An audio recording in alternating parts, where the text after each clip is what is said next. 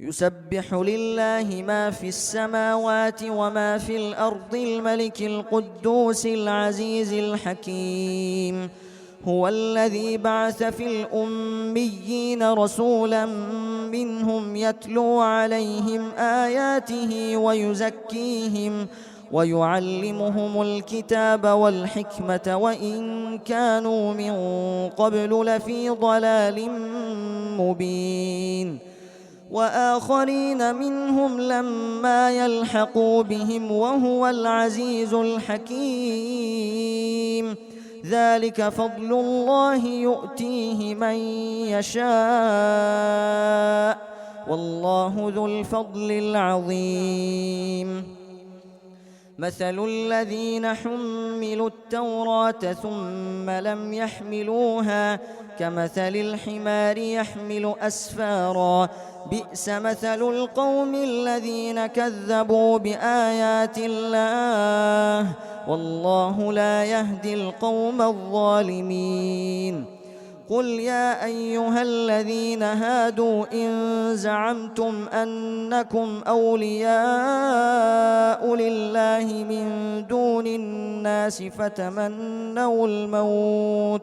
فتمنوا الموت إن كنتم صادقين ولا يتمنونه أبدا بما قدمت أيديهم والله عليم بالظالمين.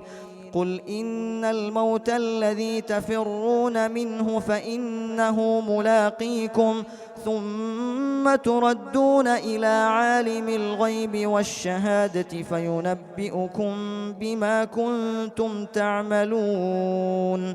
يا أيها الذين آمنوا إذا نودي للصلاة من يوم الجمعة فاسعوا إلى ذكر الله وذروا البيع ذلكم خير لكم إن كنتم تعلمون.